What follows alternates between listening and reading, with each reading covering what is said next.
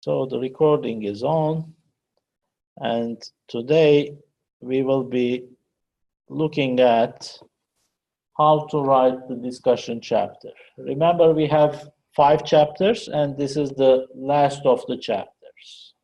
So far, what you did, you had your objectives, you had your research questions, you did a literature review in your second chapter, you described your methodology in the third chapter, you collected your data, analyzed your data, and then you presented your results nicely, illustratively in the fourth chapter. Now, the last chapter, the discussion chapter, is to sit back and look at your results and say, okay, I found these, but so what? You know, the name, as it suggests, is discussion.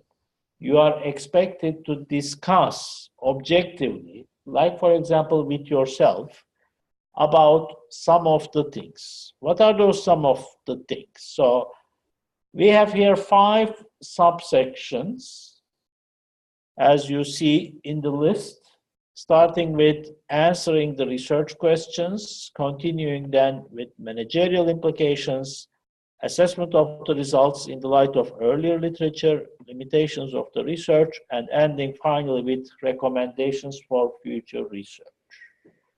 This is not going to be a long chapter.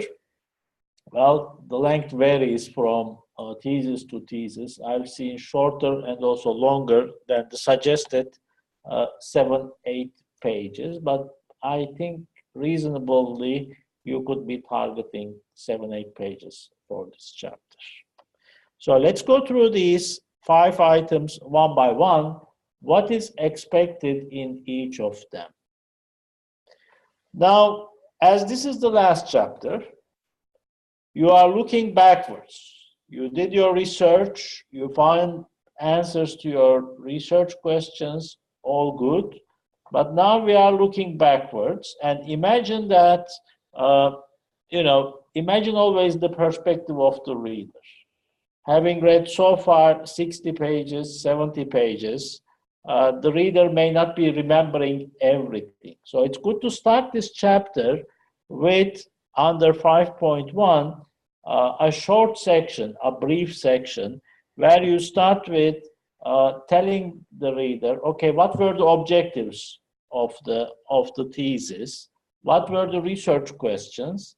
And what were your answers to those research questions, very briefly. Now, in chapter 4, you have a whole results chapter where you present the answers to your research questions. So this is not going to be a repetition of the results chapter, but thinking about the answers you have, what are the key main points that you want to, let's say, repeat to remind the reader? Sometimes in the results chapter, the chapter is so long, and you may, as a reader, lose the focus. So it's good to get a snapshot of, okay, what were the objectives, what were the research questions, and what were your answers, very briefly. So this 5.1 should not be a very long section. I would say, one page, maximum 1.5 pages. So don't write as answers, the whole results chapter there. Any questions about that? Is that clear? So brief summary of the objectives, the questions, and the answers. That's what is asked in 5.1. Now, 5.2 is important. We call it managerial implications, but there can be also implications for other stakeholders than company managers. So you found your results, okay? Based on those, what do you recommend for managers? So it can be that you did your research as a case study with a single company, a bank, a company in the retail industry, but we are not suggesting only we are not making suggestions only for the managers of that company. Imagine the whole industry. In general, what would you recommend to managers in that industry based on your findings? I say that this is an important section because as we are a University of Applied Sciences, your theses are expected to deliver some suggestions, practical suggestions. So we are not talking about any theories here. So I'm not expecting to see neither in 5.1 nor in 5.2 any citations to the literature. So based on your results, okay, you found out some things, answered your research questions.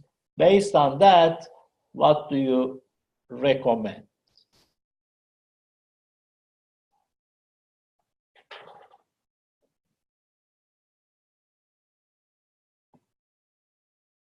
Perhaps this could be a bit longer than 5.1. So you need to be very specific, very concrete, and the suggestions need to be tied to your findings, to your results. So they shouldn't be coming, out of the blue, having nothing to do with your results. So there should be a connection between what you are suggesting and what you have found out. So make sure that there is a link. Always keep the whole link in the thesis. The suggestions you make should come from your findings, not that, all of a sudden you get some idea that you could suggest for them based on your own knowledge and experience, but if that's not related to your thesis topic or your thesis findings, that's not the place to share it. Okay, are we clear on this as well? Now, 5.3 and 5.4 are also important from the evaluation perspective. Thesis evaluation. Perhaps I should share the evaluation criteria with you first at this point to emphasize the importance of these sections. We have in the thesis criteria a section called thesis reflection, and this is indeed the three criteria that you see there are indeed all about the discussion chapter. So the discussion chapter is important for our assessment, and this is the chapter that we see your intellectual contribution. We see how you are able to discuss intellectually about your thesis, about your findings. So out of these three criteria there, the last one, presentation of conclusions, this is about your suggestions. So based on your findings, have you been able to present suggestions for the employees? Sometimes the thesis is a development project at the company, so those suggestions can be more directed to the company's managers.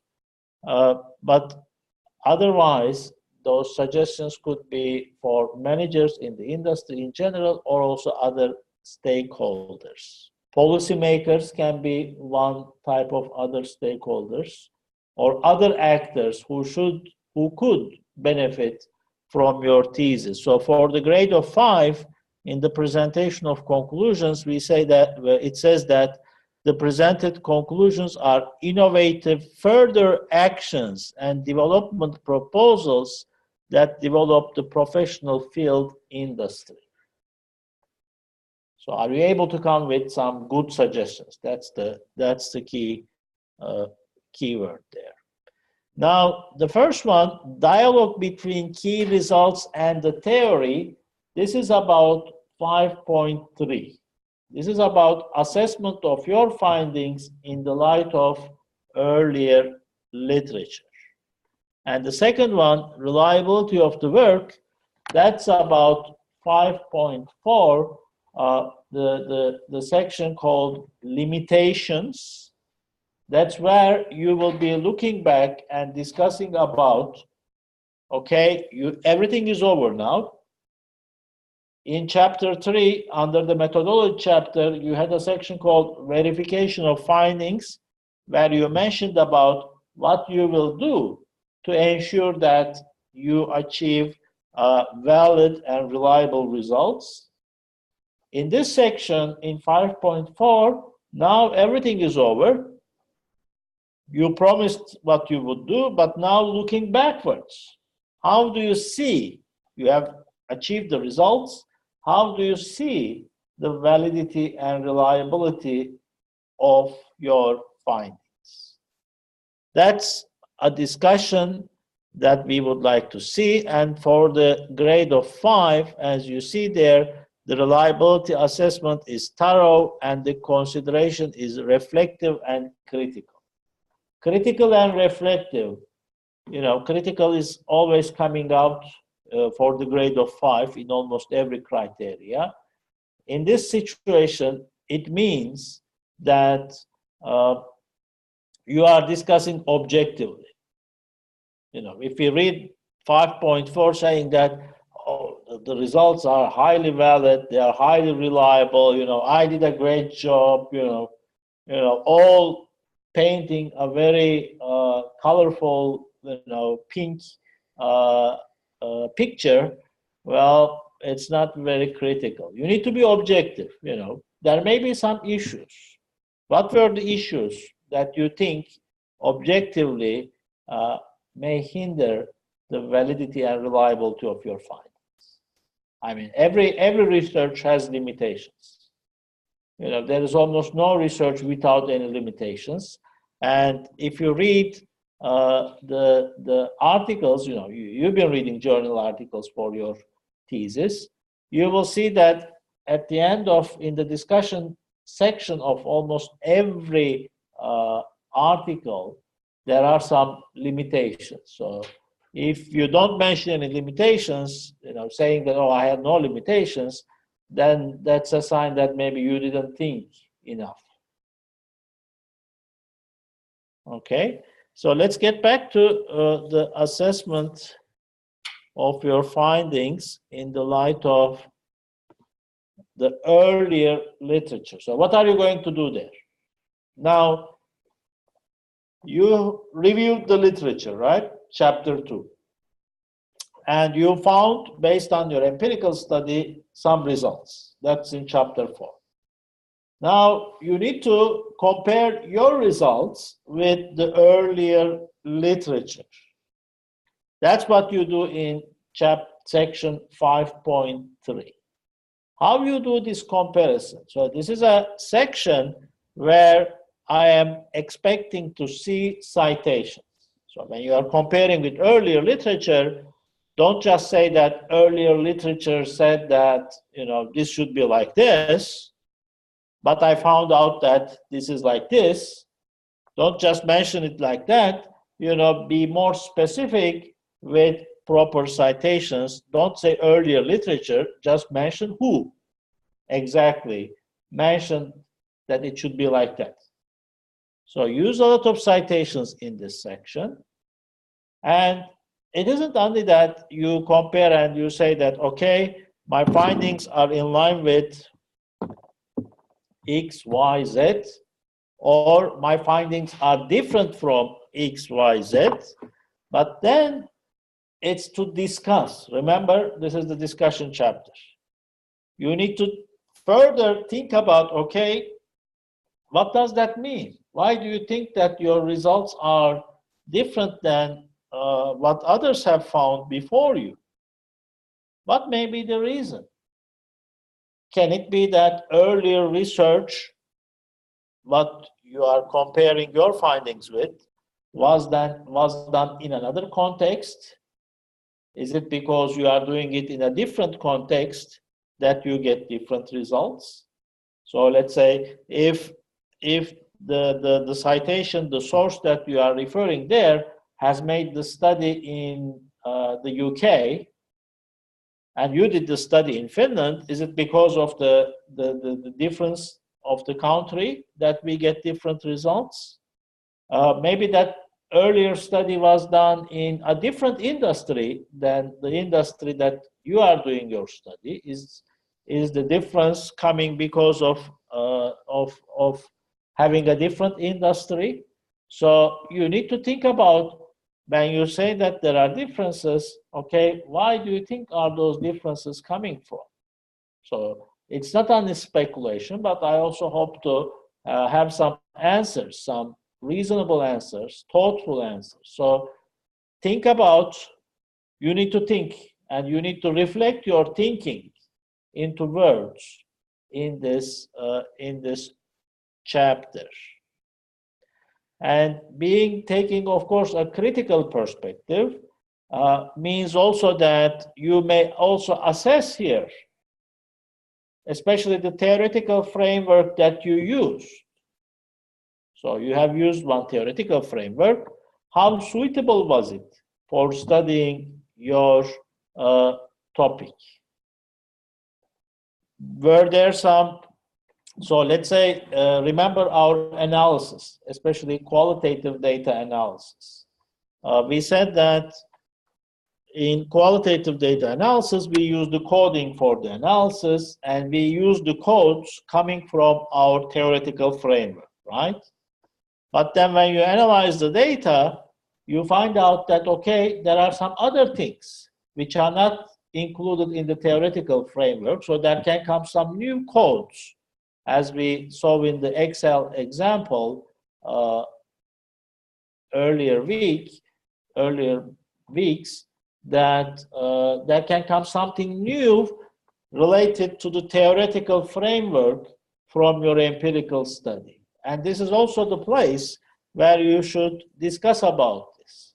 Okay, my theoretical framework mentioned 5 dimensions to study regarding this topic, but then my findings suggest that there could be also a 6th dimension which could be integrated into the theoretical framework. So here you are also assessing the suitability of your theoretical framework, and if you find anything new, that could be considered as a theoretical contribution of your research. So you are not only making suggestions for managers, as you did in 5.2, but you are also able to make maybe suggestions to academics to improve the theories that would be related to your theoretical framework. So this is important. 5.2, 5.3 could be a bit longer, like 2 pages each, or a bit more. Then comes 5.4, the limitations section. This is the section where you will be discussing about the validity and reliability of your findings, taking a backward perspective, looking at the process, how you collected the data, how you analyzed the data. You will be talking about, when you talk about validity, you talk about internal validity, you talk about external validity.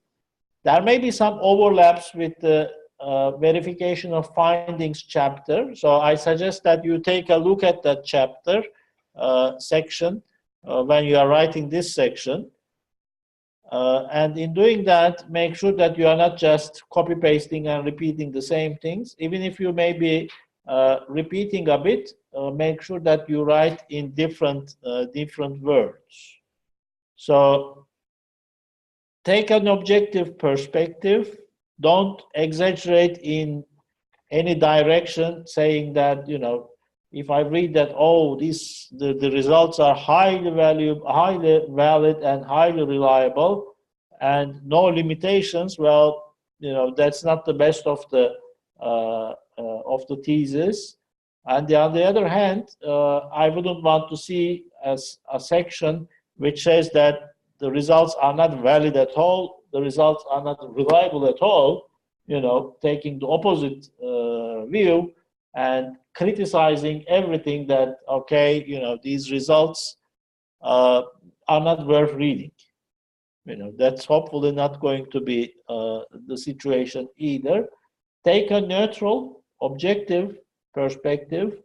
Tell us what you did, how you think, why you think that your results are valid and reliable, but also think about whether there were limitations. When we talk about limitations, usually the common limitations would be, for example, access to data.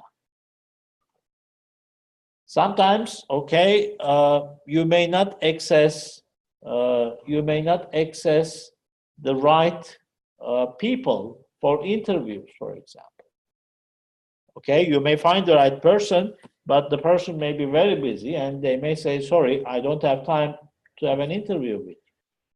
So you may end up with your second choices, third choices, which hopefully still provide the relevant information for you, but better could be another person. So there can be some limitations in access to data.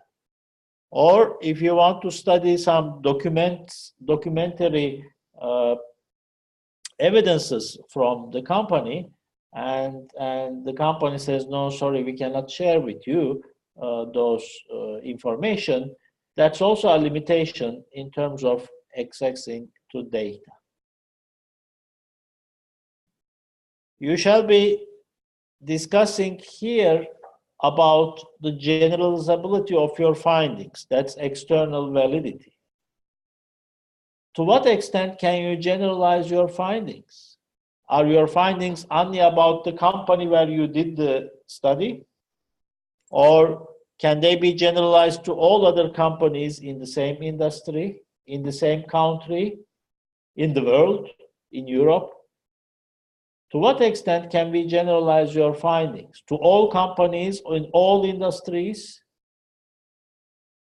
So this is something to discuss, and remember that especially those who are doing qualitative research, as you will see in other examples, generalization is not the main target. If you are doing exploratory research, the idea here is not to generalize.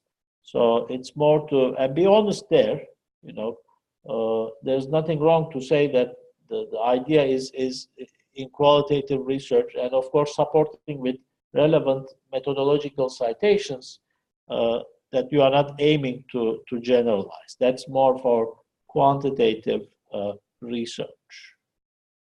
Objectivity, well, qualitative research is also subject to some level of subjectivity.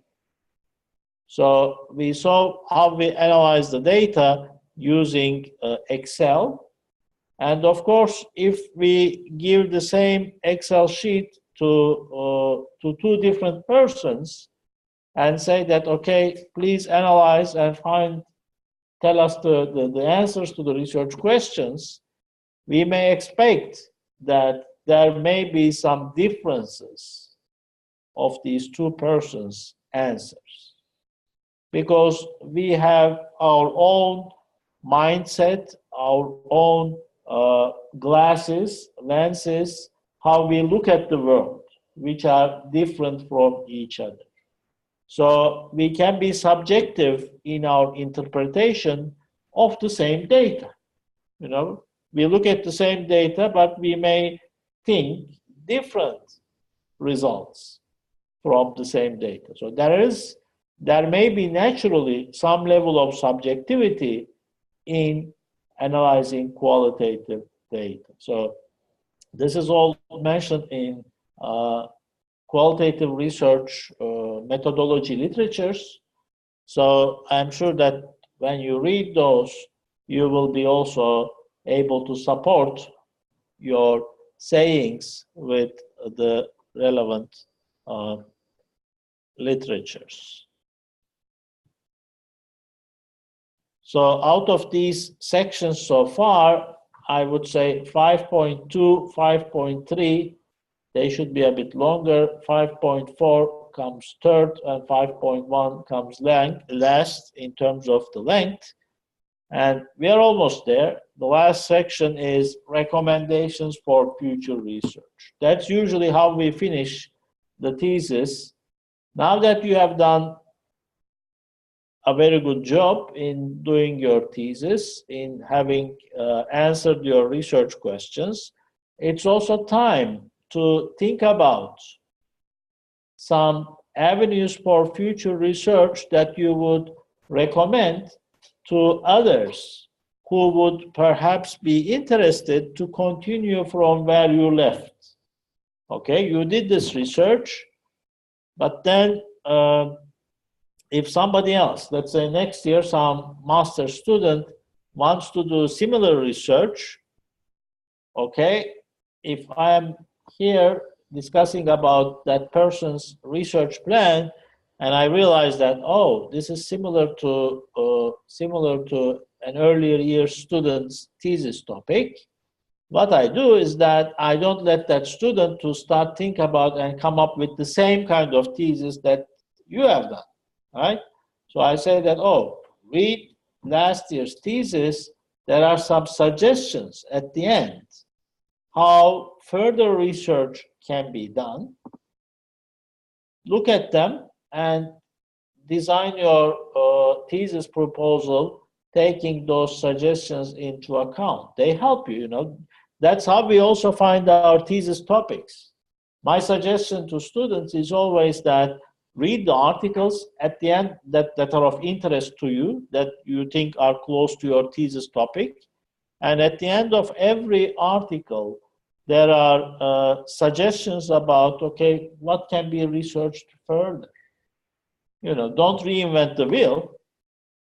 Why don't you benefit from other suggestions? You know, there's the saying that that's what the wise men do, you know, benefit from others' thoughts as well,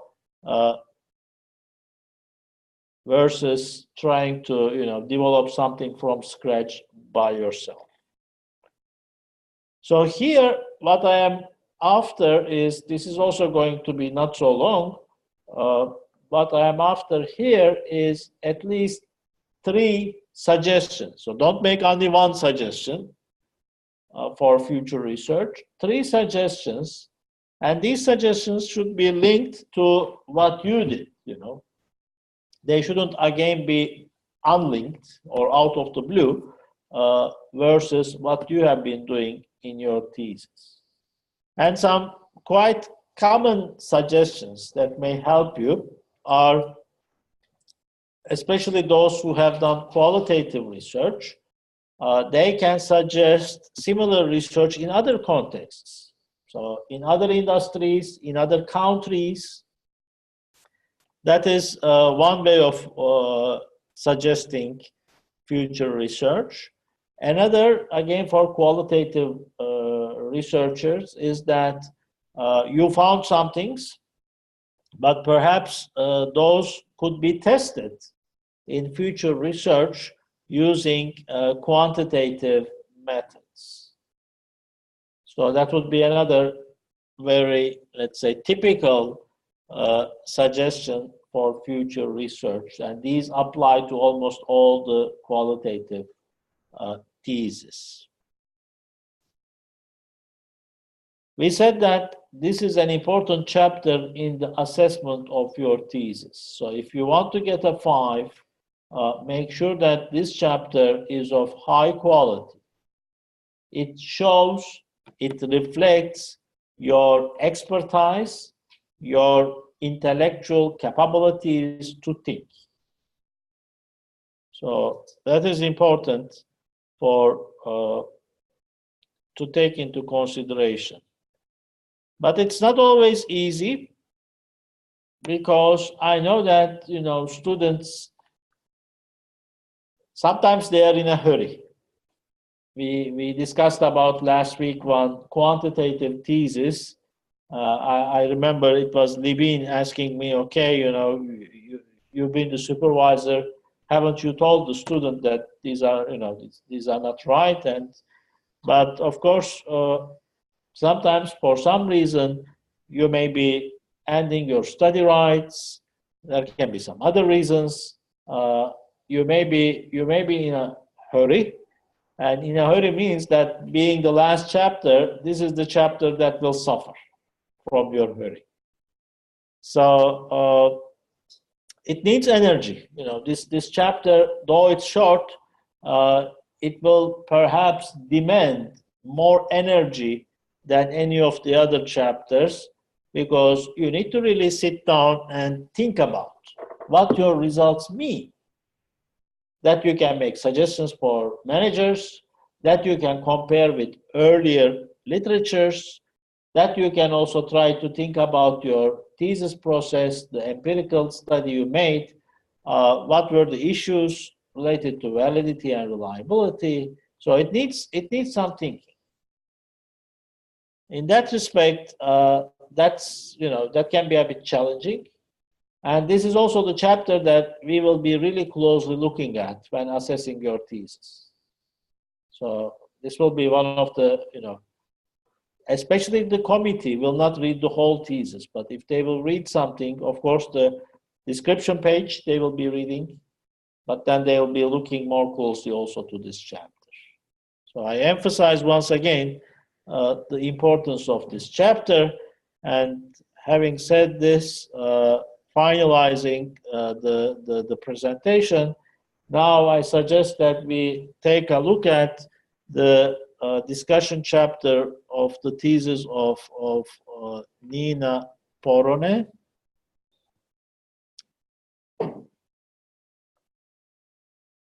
Let's take it out from our sample thesis.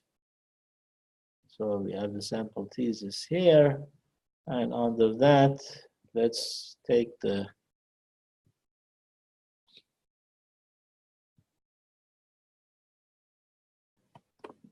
you all know the thesis. We've gone through analyzing, reviewing almost all the chapters of this thesis about the bioeconomy related new business development in central Finland, right?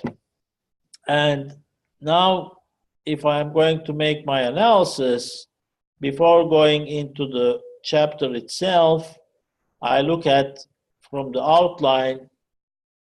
Okay, starts on page 85, ends on page 100, so 15 pages. Oh my God, quite a long one. Already I have a feeling that Nina has put some effort, energy into this thesis, into this chapter. And looking at the structure, I see there 7 subsections. That's a bit more than what we looked at. We looked at that. There were 5 sections. So answering the research questions, that's okay. Then we have a change in the order. Second place comes comparing the results with earlier literature, and third place comes practical implications. So those are the managerial implications.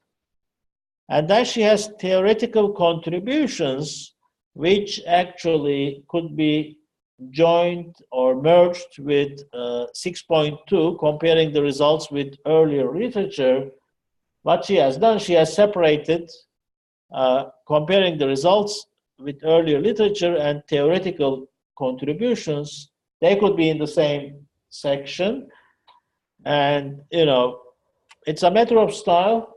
But I wouldn't do it that, okay, compare the results with earlier literature in 6.2 and then jump to managerial implications. So you go to the practice side in 6.3 and then coming back again to theory, 6.4, theoretical contributions, it's like a bit jump from the reader's perspective. You are jumping the ideas from theory to practice and then back to theory. So I wouldn't suggest doing that. And then we have 6.5, limitations of the research. Well, that's according to the outline we suggested. 6.6, reliability and validity. Well, again, 6.5 and 6.6 could be merged under one section called limitations of the research. And then finally, it ends with recommendations for future research. So all in all, a very comprehensive chapter. The sections, okay, there is some more fine tuning, but overall, it's in the direction that I have been expecting. So now we can proceed to go into the chapter itself.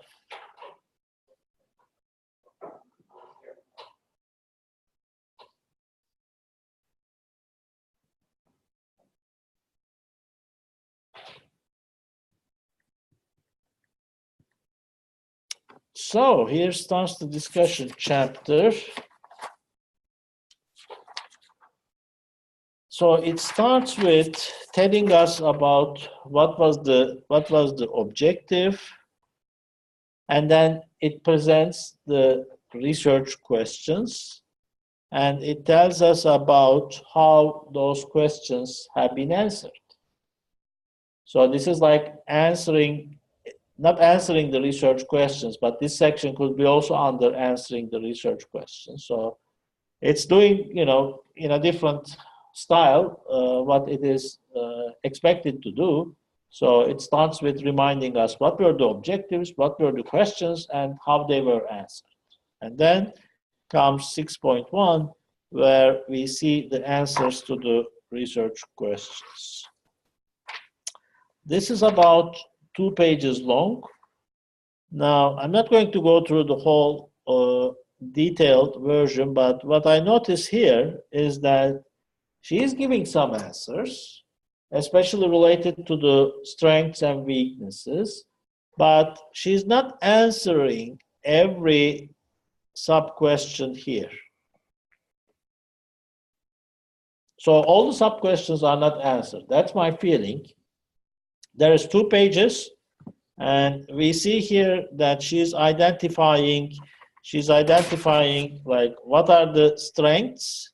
So several strengths and obstacles were identified. And she's also finding that there are some contradictions regarding the results. So for example, when we say contradictions, she's talking about that, okay, financing was identified as one of the most important organizations. So financing providers, they were important.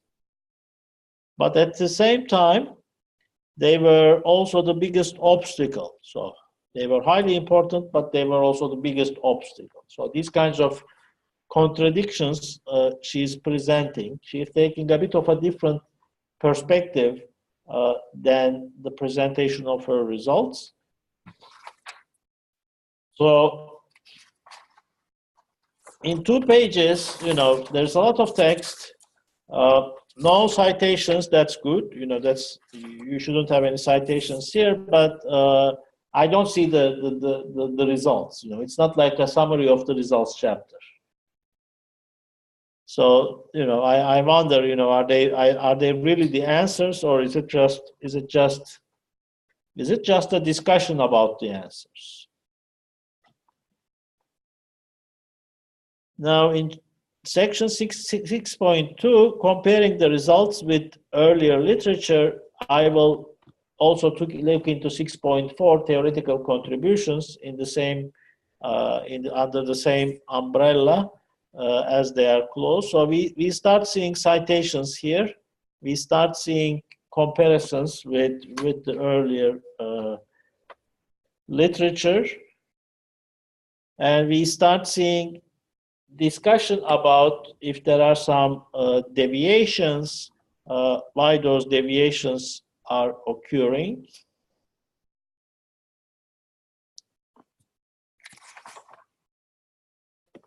There are some small issues here. For example, you see there is 2 times the same citation, one after the other.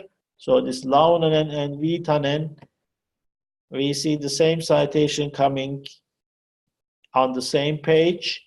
So when we have this kind of situations, remember that we need to use IBIT, right? So some minor mistakes in compliance with the YAML reporting instructions. Another mistake is, okay, we have a quotation here, more than 3 lines. So it's right that it's a separate paragraph indented in italic, but what's wrong is that it's not single-spaced. It should be single-spaced here. So we have these kinds of some style mistakes. So here we see some kind of discussion on comparison with earlier literature. Okay, fine. And then if we go to look at 6.4, the theoretical contributions, 6.2 plus 6.4, I haven't been very impressed.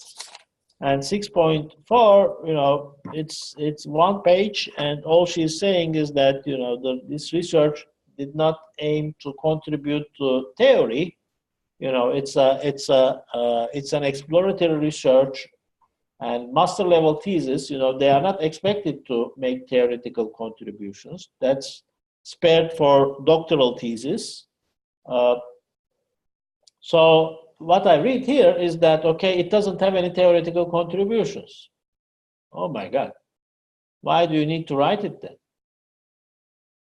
You open a separate section called theoretical contributions, and all in all, she's explaining that, okay, there isn't theoretical contribution, and she's trying to explain why, it's not needed to have a theoretical contribution. You don't need to do that. You should write it if you have a theoretical contribution, not that you don't have a theoretical contribution, and that could be merged with 6.2, and that could even be omitted in this thesis, as there is nothing to contribute. Now, having criticized all these, I should pay my dues by saying that the practical implications is one of the best that can be achieved.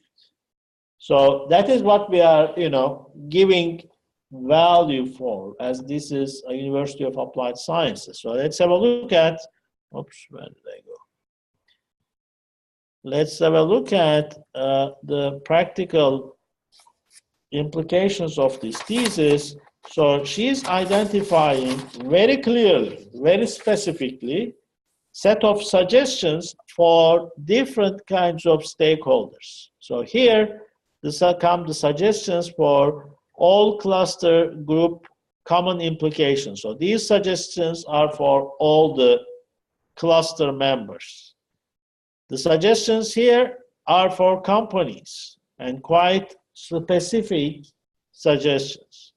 Then come suggestions for research centers, very specific, educational institutions, financing providers, regional development organizations, government, cluster organizations.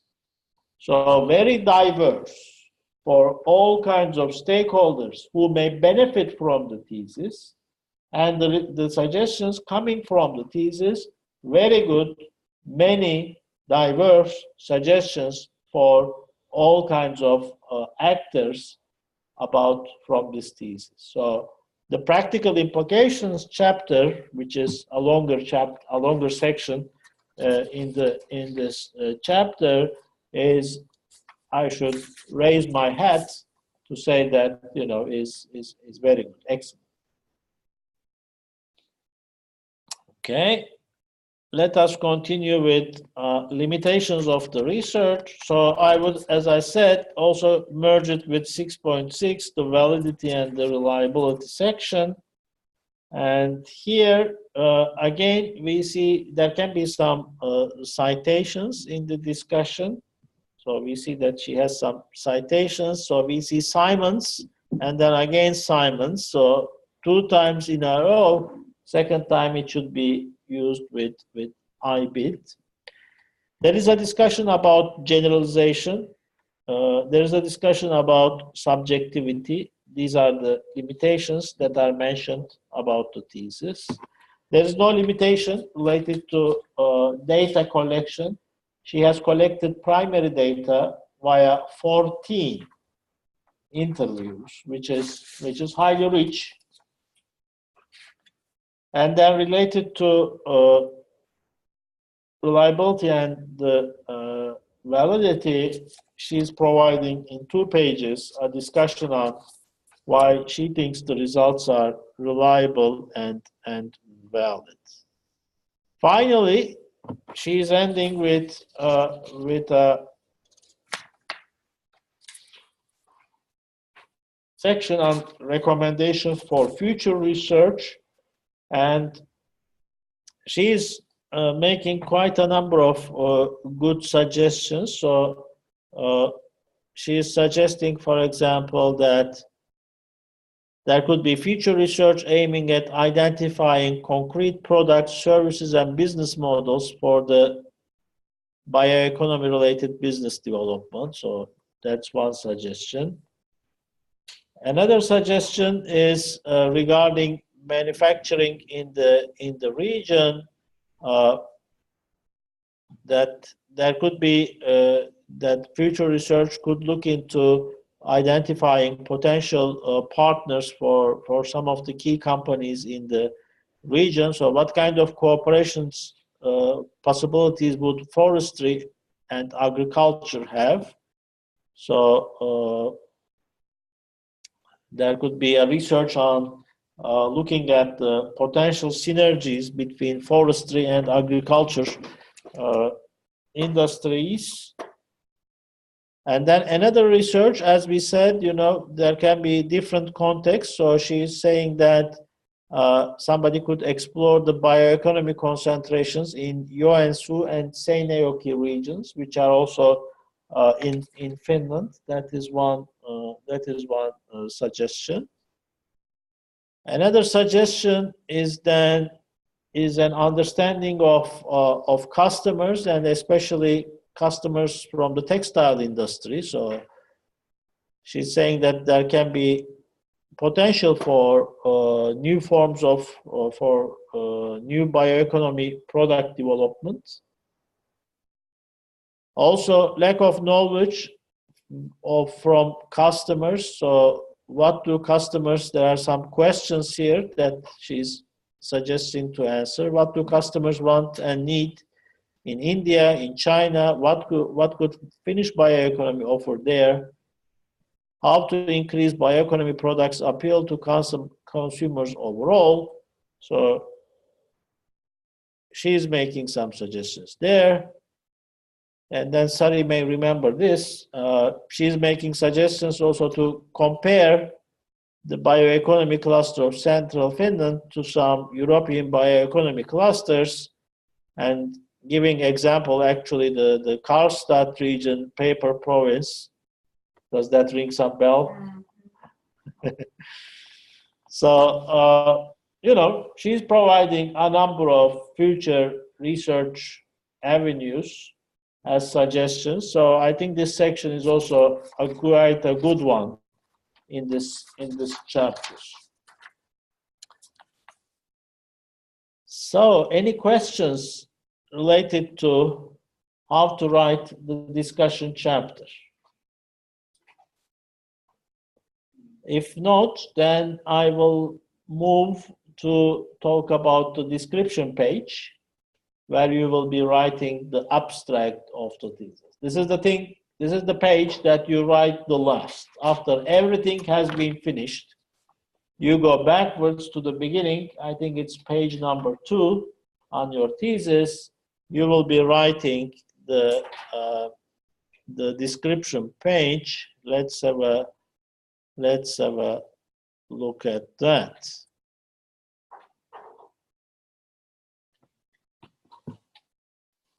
So there are some specific information that you need to fill in. Again, who is the thesis supervisor, your name, the title of the thesis, how many pages is the thesis, do you give permission for web publication of the thesis, what's the date, etc. So in the beginning, you fill this kind of standard information. Who is the assigner of the thesis? Now, an important thing that every thesis should have an assigner. That can be an external assigner or an internal assigner. So if you are doing this thesis for a certain company, that means that company has assigned the thesis to you, the thesis topic to you, then that company's name should be in as assigned.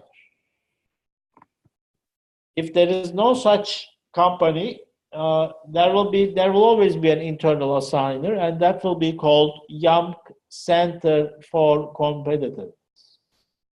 I am thinking that almost in most of your thesis here, the assigner will be YAMC Center for Competitiveness.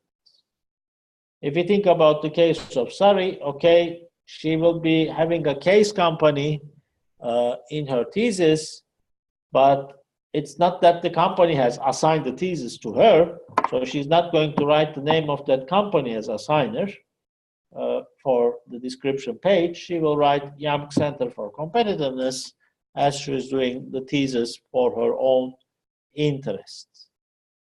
This is one page, so make sure that when you write the abstract, you don't write more than one page. So don't exceed the limit in terms of size in your writing.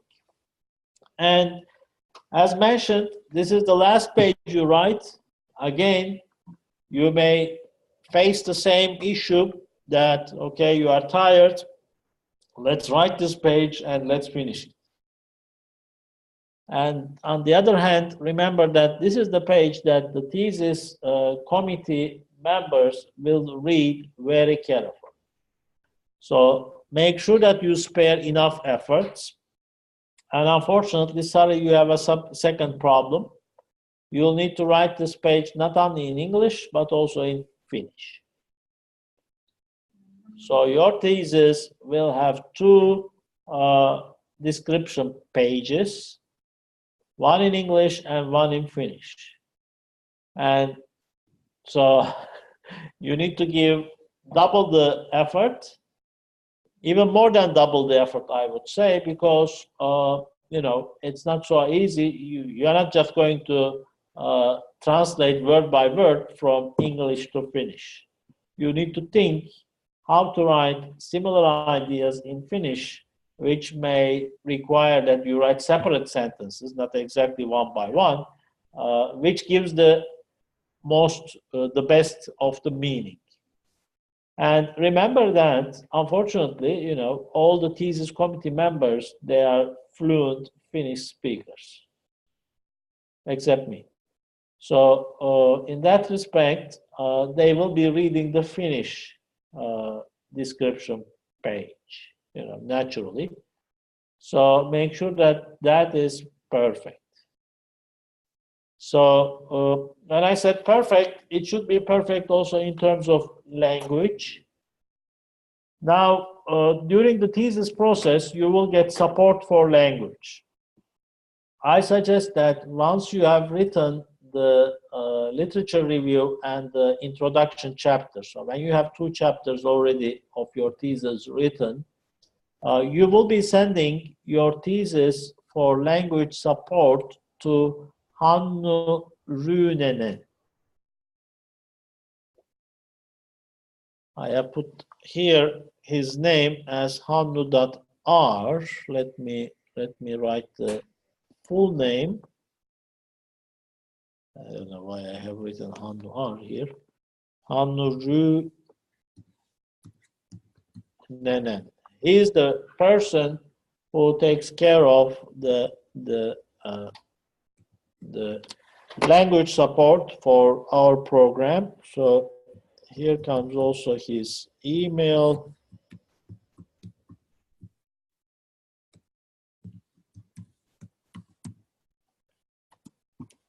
Okay.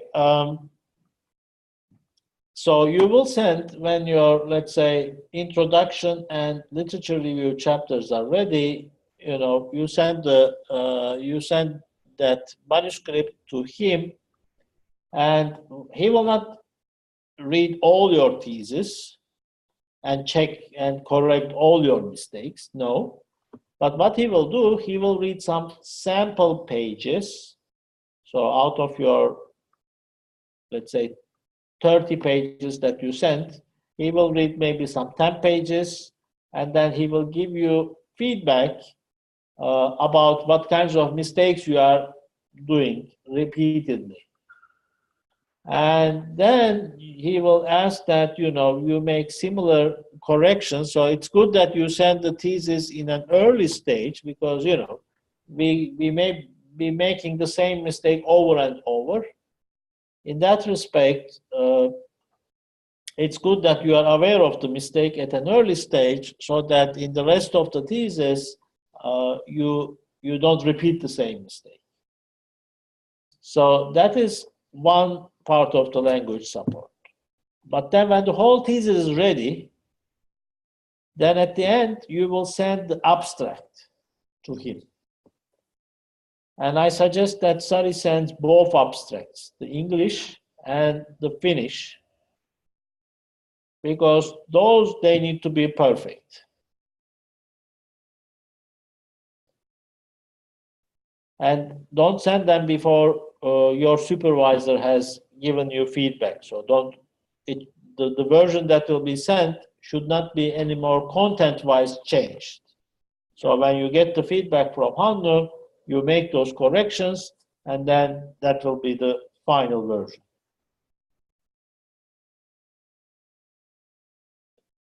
Okay. These are the practicalities, but what comes in there? What are you going to write in the abstract? So you have this one page that will be a single-spaced writing. So you are not going to write like in the thesis, double space. So it will be single-spaced. You can check some of the earlier sample theses. How the style looks there. It will be single-spaced, and you'll start with telling a bit about the background, why this research is important. You will tell about what is the objective of this research. So at the end, it's going to be like an executive summary of your research, of your thesis. So some background, motivation, why it is important, objectives of the research. Then tell about how you did the research. So you reviewed the relevant literatures. What is the theoretical framework that you used? What kind of methodology did you apply? Tell about those things related to the empirical study, the theoretical framework, but more importantly, what is more important is that what are your results? What did you find out from your thesis, from your empirical study? And those findings should be very concrete. Sometimes I read theses and saying that, okay, important results were found as a result of this thesis. Oh my God. It doesn't tell me anything. I need to go and read the thesis to see what those important results are. So don't write such generalized, sentences which, sound like, okay, very important, but doesn't actually tell me anything. So tell me what results you found, what was the objective? And in response to the objective, what did you find? Very concretely. I want to see very concretely what were your findings. So no generalizations like important results were found. Okay? So that's basically what is expected. And I think there is also instructions about what's expected in the template, what should be in the abstract. It does similar things there as well. So this is your description page. Spare your efforts. Make sure that the language in both English and Finnish versions are perfect, and don't create any confusions here. Sometimes I notice, especially regarding methodology, don't write if you are doing qualitative research, don't write anything about quantitative research or survey here. Okay? So don't, sometimes students who are themselves confused also confuse the readers in the abstract. You know, if you have done qualitative research, talk about qualitative research. Don't mention here, you know, why you didn't do quantitative research. Any questions? Well, it seems that we are good on time, a bit ahead of time.